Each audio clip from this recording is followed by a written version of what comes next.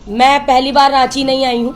आप सब अवगत हैं कि बहुत छोटी सी उम्र में मैं रांची आना मेरा शुरू हुआ। 2009 में भी मैं रांची में आई थी। मैंने 2.5 वर्ष की उम्र से बोलना शुरू किया था, आध्यात्मिक प्रवचन किए, सामाजिक कार्यों में हमेशा आगे बढ़कर हिस्सेदारी की और सामाजिक कार्य मैं करती रही। राजनीतिक जीवन शुरुआत हुई 2003 25 अक्टूबर को आदरणीय सोनिया जी से जब पहली मुलाकात हुई थी।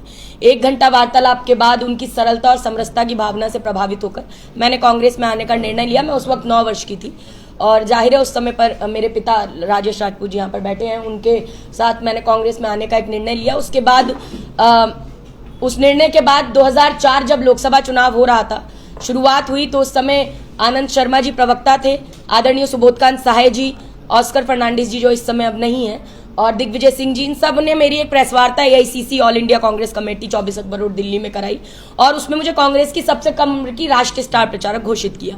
उसके बाद आदरणीय सोनिया जी के लिए स्टार प्रचारक के तौर पर 2004 में मैं चुनाव प्रचार किया। राहुल जी जब पहला चुनाव लोकसभा का 2004 में उनकी स्टार प्रचारक के तौर पर मैंने प्रचार किया। पद यात्राओं के माध्यम से जनता तक पहुंची, हेलीकॉप्टरों के माध्यम से जनता तक पहुंची, जैसा संभव हुआ मैंने जनता तक पहुंचने का काम किया। 2009 में आदरणीय सुबोधकांत सहाय जी के लिए चुनाव प्रचार के लिए मैं यहाँ आई थी। लगभग मैं 14 वर्ष की थी उस समय पर, और उसके बाद जितने चुनाव यहाँ हुए सब में मैंने यहाँ पर स्टार प्रचारक के तौर पर शिरकत की। और आदरणीय सुबोधकांत सहाय जी मुझे बेटी की तरह स्नेह करते हैं, तो कह लीजिए एक बेटी के नाते भी मैंने यहाँ आने का काम किया। आज एक बार फिर हम चुनावी दौर में हैं और पहले चरण से प्रचार कर रही हूँ। मध्य प्रदेश से होते हुए उत्तर प्रदेश, रायबरेली, अमेठी में प्रचार करने के बाद झांसी से प्रचार करते हुए दिल्ली पहुंचकर दिल्ली से अब रांची पहुंची हूं। आज एक सभा को, मैं नुक्कड़ सभा को संबोधित करके और आपके बीच में मुखातिब हूं। चुनाव बिल्कुल मुझे लगता है पीक पर है। 2-3 दिन चुनाव प्रचार के यहाँ बचे हैं, 25 तारीख को वोटिंग है। इंडिया गठबंधन ने एक कर्मठ जुझारू प्रत्याशी आदरणीय यशस्विनी सहाय जी के रूप में रांची को देने का काम किया है। आदरणीय सुबोधकांत सहाय जी का अनुभव और आदरणीय यशस्विनी सहाय जी की कर्मठता यहाँ चुनाव लड़ रही है और हम उसी के सहारे चुनाव जीतेंगे, क्योंकि अनुभव भी बहुत जरूरी है और कर्मठता भी बेहद आवश्यक है। आज हर युवा चाहता है कि युवा राजनीति में आगे आए, इसीलिए हमने एक युवा और सुशिक्षित और एक नारी को चुनाव में उतारने का काम किया। साथ ही साथ इंडिया गठबंधन ने जो समरसता की भावना दिखाते हुए जो हमारे निर्णय हम पूरा, जो हमने अपने मैनिफेस्टो में कहा है वो हम पूरा करेंगे। चाहे वो प्रत्येक महिला जो परिवार की प्रमुख हो उसको साल के 1 लाख रुपए हो, जो युवा ग्रेजुएट हो उसको साल के 1 लाख रुपए देना हो, और SC ST OBC सहित सर्व समाज के कल्याण के लिए संख्या बल के अनुपात में बराबर की हिस्सेदारी देने के लिए जातिगत जनगणना कराने का जो हमारा निर्णय है वो भी हम सरकार बनते ही करने का काम करेंगे। महिलाओं को नगर निगम, निकाय, पंचायतों में 50% तक का आरक्षण हमने दिया और जब इंडिया गठबंधन की सरकार बनेगी तो सरकारी नौकरियों में 50% तक का आरक्षण देंगे, 25 लाख तक का मुफ्त इलाज देंगे। ये बातें लेकर हम जनता के बीच में जा रहे हैं। मगर अजीब सी बात देखिए कि जहां चुनाव बेरोजगारी पर, किसान समस्या पर, महिलाओं की समस्या पर लड़ा जा रहा है और जनता रोष में है। अभी मैं सभा करके आई हूं तो वहां देखा मैंने मार्केट में लोग रोष में चाहते हैं कि ये भाजपा का सत्ता से कैसे सुपड़ा साफ किया जाए, उसकी आज लोग विचार पर चल रहे हैं कि अब इंडिया गठबंधन ही ऐसा गठबंधन है जो भारतीय जनता पार्टी के NDA ठगबंधन को टक्कर देके इन्हें परास्त कर सकता है। तो उसके लिए आज जनता तैयार है। लेकिन देश के प्रधानमंत्री मोदी जी प्रधानमंत्री पद की गरिमा को गिराते हुए मंचों से एक विशेष समुदाय का नाम लेकर भावनाएं भड़काने का प्रयास करते हैं। प्रधानमंत्री जी एक इंटरव्यू में कहते हैं जिस दिन मैं हिंदू मुसलमान करना शुरू कर दूंगा उस दिन तो मैं सार्वजनिक जीवन में रहने योग्य नहीं रहूंगा। अरे आदरणीय मोदी जी, आप नहीं रह गए हैं सार्वजनिक जीवन में रहने योग्य अगर आप ऐसा कह रहे तो, क्योंकि आप कितनी जगह हिंदू मुसलमान की बात कर चुके। अरे आप महिलाओं की बात पर क्यों मौन साध जाते हैं? प्रधानमंत्री मोदी जी कहते हैं कि मंगलसूत्र छीन लेगी इंडिया गठबंधन की सरकार बनेगी तो कांग्रेस पार्टी, अगर कांग्रेस पार्टी सत्ता में आएगी तो सोना छीन लेगी। 70 साल देश को आजाद हुए हो गए, 55 साल कांग्रेस की सरकारें नहीं, क्या कभी किसी का सोना छीना गया? क्या मंगलसूत्र छीना गया? नहीं छीना गया।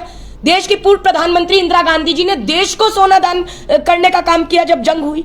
पूर्व प्रधानमंत्री राजीव गांधी जी आतंकवाद से लड़ते लड़ते शहीद हुए। इंदिरा गांधी जी ने आतंकवाद से लड़ते लड़ते शहादत दी और आज ही का दिन था जब उनकी शहादत हुई। पुण्यतिथि आज स्वर्गीय प्रधानमंत्री आदरणीय राजीव गांधी जी की मैं उन्हें श्रद्धा से शत नमन करती हूँ। लेकिन जिन लोगों ने देश के लिए उंगली तक शहीद नहीं कराई, आज वो मंगलसूत्र की बात कर रहे हैं। मोदी जी तब कहां गए थे जब देश की संसद में प्रधानमंत्री पद पर रहते हुए मोदी जी ने एक महिला सांसद को सुपर्ण का ताड़का बता दिया था? तब महिला के मंगलसूत्र का सम्मान याद नहीं आया।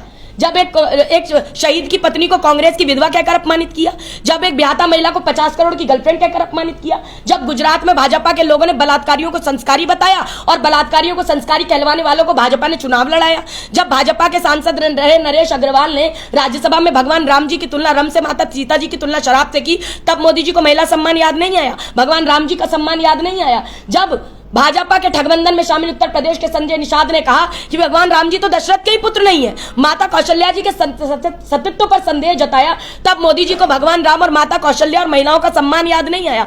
जब भाजपा के उत्तर प्रदेश के दयाशंकर सिंह ने एक दलित महिला मुख्यमंत्री की तुलना वैश्या से करने का कुकृत्य करके दिखाया, तब मोदी जी ने तब भी उनको मंत्री पद पर बिठाया। आज नरेश अग्रवाल जी के बेटे को भी मंत्री पद पर बिठाया, संजय निषाद जी को आज तक मंत्री पद से नहीं हटाया, तो तब महिलाओं का सम्मान याद नहीं आया। लेकिन मैं ये कहूंगी, मोदी जी, भाजपा और आरएसएस में ऐसे कई कार्यकर्ता नेता हैं जिन्होंने अपनी पत्नी को आजीवन वनवास पर भेजने का काम किया है। पहले उन्हें चुटकी भर सिंदूर और मंगलसूत्र की कीमत पहले समझाइए, उसके बाद झूठे उपदेश देश की जनता को देने का काम कराइए। एक छोटी सी बात कहूंगी, मैं बार बार सुन रही हूं, भाजपा कहती है राम मंदिर हमने बनवाया, जगह जगह जाकर राम के नाम पर बात करने की बात करते हैं। राम मंदिर के अंदर भूमि घोटाला हुआ, चंदा चंपत घोटाला हुआ, लाखों की जमीनें सेकंडों में करोड़ों की हो गई, तब वहां पर क्यों नहीं किसी पर कार्रवाई की गई? चंदा चंपत घोटाला किया तो क्यों नहीं उस समय पर कोई कार्रवाई हुई? और ये कहते हैं राम मंदिर हमने बनवा दिया। साधना भारती कहती है राम मंदिर माननीय सुप्रीम कोर्ट के आदेश पर बना है। भाजपा ने तो सिर्फ नारा दिया था रामलला आएंगे, मंदिर वहीं बनाएंगे। विपक्ष ने और कांग्रेस ने पूछा तारीख कब बताएंगे, तो भाजपा ने कह दिया था कि राम मंदिर उनके एजेंडे में नहीं है, राम मंदिर की तारीख न्यायालय वाले बताएंगे और राम मंदिर भी न्यायालय वाले बनाएंगे। तो जब न्यायालय के आदेश पर राम मंदिर बना है तो क्यों भाजपा वाले राम के नाम पर छल करने का काम करते हैं, भगवान राम जी के नाम पर धोखा करने का काम कर रहे हैं? राम किसी की बपौती नहीं है, राम सबके हैं जो राम में आस्था रखते हैं, जो राम को मानते हैं, जो राम की पूजा करते हैं, जो राम को अपना समझते हैं, राम उनको अपना समझते हैं, और जो राम को अपनी बपौती मानते हैं उनका अंत होना एक दिन निश्चित है। यह बात मैं कांग्रेस की राष्ट्रीय प्रवक्ता साधना भारती नहीं कह रही, यह बात भाजपा की पिछड़े वर्ग की कद्दावर नेत्री उमा भारती जी भी कह चुकी हैं। मैं तो यही कहूंगी कि देखिए, मैंने जगह जगह पर यह कहा है और आज भी कह रही हूं कि राम नहीं मिलते ईटा और गारा में, राम नहीं मिलते, राम मिले निर्धन की अरशुधारा में, राम मिले हैं वचन निभाती आयु को, राम मिले हैं घायल पड़े जटायु को, राम नहीं मिलते मंदिर के फेरों में, राम मिले शबरी के मीठे बेरों में, राम नहीं मिलते झूठे वादों के ढेरों में। तो झूठे वादों का ढेर लगाने वाले भाजपा वाले राम जी के नाम का उपयोग करना बंद करें। मैं भारतीय ओबीसी महासभा की मुख्य संयोजक भी हूं, कांग्रेस की सबसे कम उम्र की राष्ट्रीय प्रवक्ता भी हूं, और यहाँ की जनता की बेटी के रूप में भी यहाँ आती हूँ, स्टार प्रचारक के रूप में भी यहाँ आती हूँ। मैं चारों तरफ ये देख रही हूँ जिस तरीके से पिछड़े वर्ग का अपमान करने का काम भाजपा ने जगह जगह पर किया। मोदी जी कहने लगे पहले कि मैं तो ओबीसी हूँ, लेकिन मोदी जी जन्मजात ओबीसी नहीं है। मोदी जी ने गुजरात के मुख्यमंत्री बनने के बाद अपनी अगड़ी जाति को पिछड़े वर्ग की सूची में शामिल कराया। अगर मोदी जी जन्मजात ओबीसी होते तो जातिगत जनगणना कराते और पिछड़े वर्ग को, ओबीसी, एससी, एसटी को सर्व समाज के साथ साथ संख्या बल के अनुपात में हिस्सेदारी दिलाते। 49.5% का जो कैप लगा है उसको हटा के सब जगह पर आरक्षण देने का काम कराते। अगर मोदी जी जन्मजात ओबीसी होते तो एक पिछड़े वर्ग के मुख्यमंत्री के डीएनए पर प्रश्न नहीं उठाते।